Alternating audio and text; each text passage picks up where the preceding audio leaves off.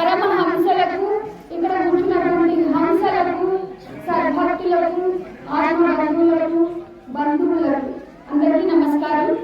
అయితే మొదటగా మన గురుగారు ఈ కార్యక్రమం ప్రారంభోత్సవం సమయంలో ఒకటి అన్నారు, మానవ జన్మ ఎందుకు ఉత్తమమైనది, మానవుడికి ఎందుకు ఈ మోక్షానికి అర్హత, ధర్మం, అర్థం, కామం, మోక్షం అని మన వైవాహిక ధర్మంలో వివాహ వేడుకలలో ఈ నాలుగుటిని చెప్తారు, ధర్మం, అర్థం, కామం, మోక్షం అని. కానీ పురుషుడు అంటే వరుడు వధువుకి మూడుగులు వేస్తాడు, నాలుగు వరుడితో మూడుగులు వేసుకుంటుంది, నాలుగు వేసుకోడు. అందుకనే ధర్మం, అర్థం, కామం వరకు మాత్రమే ఈ ప్రపంచం. మానవుడు ధర్మయుక్తంగా బ్రతుకుతూ జీవించడానికి ఈ వైదిక ధర్మం ఏర్పాటు చేసినటువంటి మూడు ముళ్ళు. ఈ నాలుగో ముడి మాత్రం కేవలం గురువు ద్వారానే నేర్పించుకోవాలి. ఎందుకు? గురువు మోక్ష స్థితిని చూపిస్తాడు కాబట్టి. గురువు లేకపోతే మనకు మోక్షం, నాలుగో పురుషార్థమైనటువంటి మోక్ష ధర్మం మనకు తెలియదు. మోక్ష ధర్మం తెలుసుకోవాలంటే మనం సద్గురువులను ఆశ్రయించాలి, నిజ గురువులను ఆశ్రయించాలి. బాధ గురువులు చాలా మంది ఉన్నారు ప్రపంచంలో, బాధించే గురువు. మనం అనుకుంటాం నాకు అన్ని బాధలు తొలగిస్తారు ఈ గురువులు అని చెప్పేసిపోతాం. కానీ వాళ్ళు అభివృద్ధికి జరగబడినట్టు ఏదో ఇప్పుడు తాంత్రిక ఉంటాయి కదా, అవన్నీ పంపిస్తారు. వాళ్ళందరూ బాధ గురువులు. వీటిని ఏమంటారంటే వీటిని క్షుద్ర విద్యలు అంటారు. బ్రహ్మ విద్యకు మించిన విద్యలు, కింద విద్యలన్నీ క్షుద్ర విద్యలే. కేవలం బ్రహ్మ విద్య మాత్రమే అసలైన విద్య.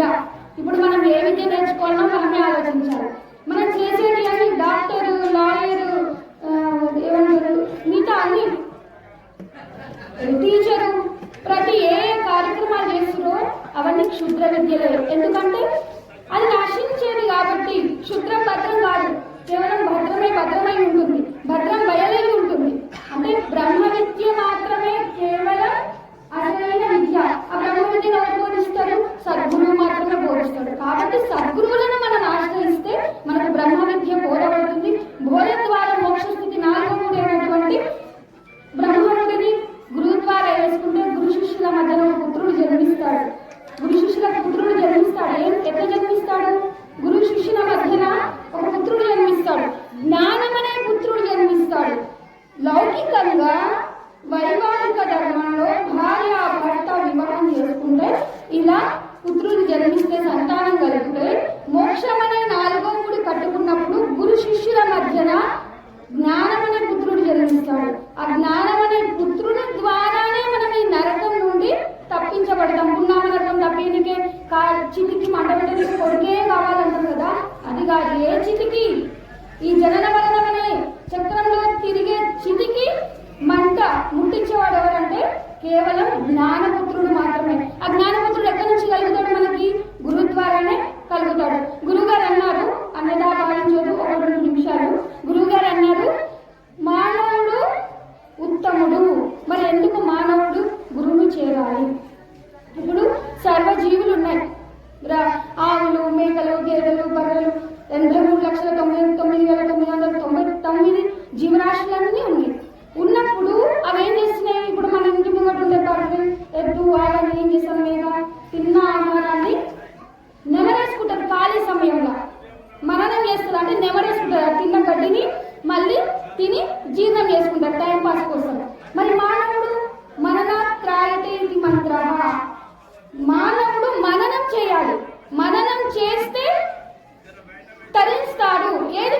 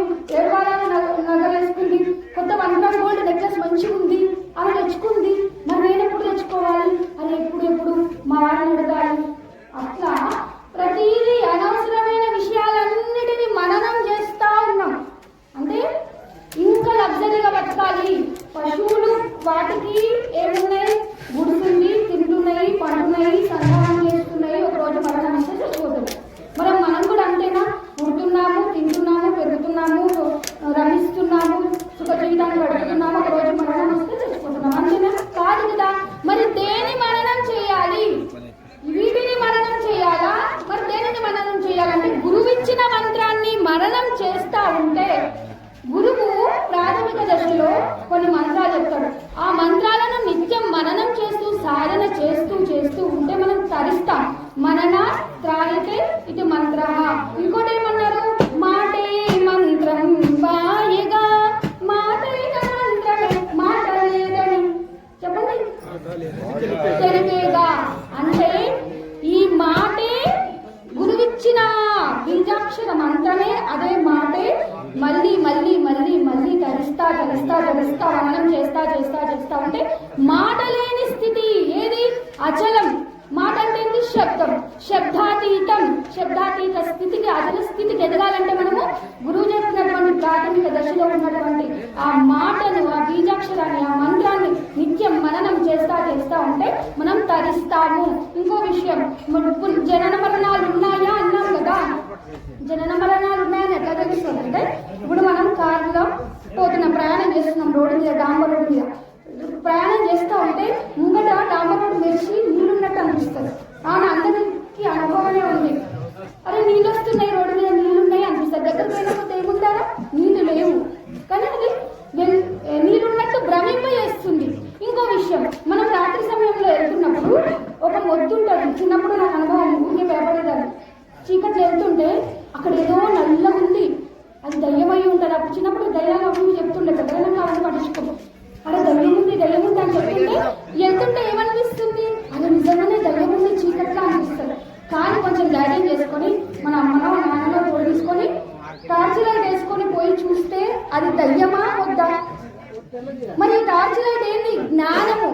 మనం గురువుని పొందిన తర్వాత మనకు జననం మరణం ఉందా లేదా అని ఏ విధంగా తెలుస్తుంది అంటే, మనం జ్ఞానంతో అంటే సాధన చేసి అసలు తత్వాన్ని, అసలు నిజాన్ని ఎప్పుడైతే తెలుసుకుంటామో అప్పుడే మనకు జననం ఉందా మరణం ఉందా తెలుస్తుంది. మనం పోయి చూస్తేనే కదా అది దయ్యమా మొద్ద చెట్ట ఏంటని తెలుస్తుంది. టార్చ్ లైట్ వేస్తున్నాం, ఇంకా టార్చ్ లైట్ ఏంటి, మన జ్ఞానం. జ్ఞానం గురించి గురువు ఇచ్చింది. ఇప్పుడు 4 వేదాలు అన్నారు. 4 వేదాలు ఋగ్వేద, యజుర్వేద, సామవేద, అధర్వణ వేద. ఈ వేదాలన్నీ మనం జీవితకాలం చదవలేము, ఎందుకంటే లక్షల శ్లోకాలు ఉంటాయి. ఒక్కొక్క వేదంలో కొన్ని శ్లోకాలు మనం లెక్క పెట్టలేము. మరి వేదం చదివితేనే ముక్తిగా అని కొందరు అంటారు. అంటే వేదం చదివితే ముక్తి కాదు, ఇన్ని శ్లోకాలు మన జీవితం సరిపోదు. కాబట్టి ఈ ఋగ్వేద, యజుర్వేద, సామవేద, అధర్వణ వేద మనకి ఏం చెప్తున్నాయి, ఇవన్నీ తెలియాలంటే ఏం చేయాలంటే గురువును పొందాలి. గురువును పొందితే ఏమంటారంటే పంచమ వేదమైన ఈ శరీరం, పంచమ వేదం భారతం కదా, భారతాన్ని ఏమంటారు, పంచమ వేదం అంటారు. పంచమ వేదము ఈ శరీరం అయితే ఈ శరీరం ద్వారా మనము 4 వేదాలను తెలుసుకోవాలి. పంచమ వేదం శరీరం. శరీరంలో ఏమున్నాయి, మనస్సు. 2 నాటకాలు చేస్తాడు, ద్విపాత్రాభినయం. ఒక సినిమాలో ఒక హీరో 2 పాత్రలు వేస్తాడు, తండ్రి పాత్ర ఆయన వేస్తాడు, కొడుకు పాత్ర ఆయన వేస్తాడు, పూర్వకాలం సినిమాలో. అట్లా మన శరీరంలోనే ఈ పంచమ వేదంలో, శరీరం అనే పంచమ వేదంలో, కురుక్షేత్రంలో ఒక మనస్సు 2 ద్విపాత్రాభినయాలు చేస్తుంది. ఎట్లా, దుర్గుణాలు ఒకవైపు, సద్గుణాలు ఒకవైపు. ఏది మెజారిటీ ఎక్కువ ఉంటుందో, ధర్మాన్ని ఏదైతే ఆలంబన చేసుకొని జీవిస్తుందో ఆ మనస్సు ధర్మపూరితంగా ఎప్పుడైతే ఆలోచిస్తుందో ఆ మనస్సు ఏం చేస్తుంది, అధర్వణ వేదాన్ని ఆశ్రయిస్తుంది. అధర్వణ వేదం తర్వాత సామవేదం అంటే భక్తి. భక్తి నుండి సామవేదం అంటే ఇప్పుడు మనం మీరందరూ భజనలు చేసి కీర్తనలు వాడిన చూడు, అదంతా సామవేదమే. మీరు వేదం చదువుతున్నారు, వేద పండితులు. మీరు సంస్కృత శ్లోకాలు చదివినంత మాత్రాన వేదం కాదు. ఆ వేదం యొక్క అర్థాన్ని తెలుగులో మీరు భజన చేసుకుంటూ పాడుతున్నారు. ఇప్పుడు దాకా మనం పూజ చేసిందంతా వేదమే, సామవేదము. ఎందుకు మనం ఉచ్చరిస్తున్నాం, ఉచ్చరించిన దాన్ని మనం ఏం చేయాలి, సాధన చేయాలి. ఏ విధంగా, యజుర్వేద ద్వారా సాధన చేస్తాం. సాధన చేసిన తర్వాత ఋగ్వేద ఏం చెప్తుందంటే భగవంతుడు ఇట్లుంటాడు, భగవంతుడు రూపం ఇట్లుంటుంది, ఇట్లుంటుంది, మీరు చూడండి అని చెప్తుంది. మనం ఈ 4 వేదాలు వస్తే సరిపోతాయా? 4 వేదాలని అతీతంగా ఉన్నటువంటి పరమాత్మను దర్శించినప్పుడు, మన అంతరంగమందు దర్శిస్తే బాహ్యంగా కూడా తెలుస్తుంది. ఇంట్లో తెలిసి బయట గెలవాలి. ఫస్ట్ మన ఇంట్లో పరమాత్మ స్వరూపం అంటే మన శరీరంలో పరమాత్మ ఎట్లుంది మనం సాధన చేస్తే మనకు తెలుస్తుంది. మన శరీరంలో పరమాత్మను ఎప్పుడైతే గ్రహించిన ఆ పరమాత్మ బయటట మమాత్మ సర్వభూతాత్మ ముచ్చ సంధి లేకుండా సర్వవ్యాపకమై ఉంది అని తెలుస్తుంది. మనం ఏమంటాము, ఆకాశం అనగానే అందరు ఎక్కడ చూస్తారు, ఆకాశం ఇక్కడ ఉంటుంది, పైన ఉంటుంది. మీరు అన్నారు ఆకాశం అనగానే ఇక పైన ఉంటుంది, భగవంతుడు అనగానే పైన ఉంటాడు. ఇది ఒక ఎట్లా అంటే ఇది తెలియదు.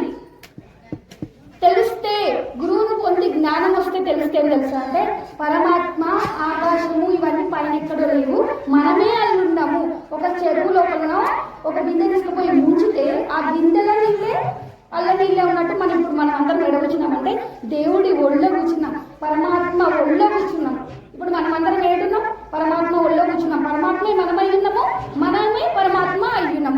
అదే ఇదే అది పూర్ణమద పూర్ణమిదం పూర్ణముదచ్యతే అంటే ఆ పూర్ణం నుండే ఇది ఇదే అది. అందుకని ఓం శ్రీ గురుభ్యో నమః. అందరూ గురువుని చేరండి, సత్సంగాలకు రండి, ఇలాంటి గురువు చెప్పే జ్ఞానాన్ని వినండి, ఇంటికి పోయి సాధన చేయండి. మననాత్రాయతే ఇది మంత్రం. మీకు ఏ మంత్రం ఉపదేశించిందో దాన్ని నిత్యం నిద్ర వచ్చేదాకా సచ్చేదాకా, అంటే సత్య అంటే మన జ్ఞానం వచ్చేదాకా తరిస్తూ ఉంటే మన జ్ఞానం ఎప్పుడు వస్తుందో మనం అప్పుడు చచ్చిపోతాం. చచ్చి బతకాలి. అరే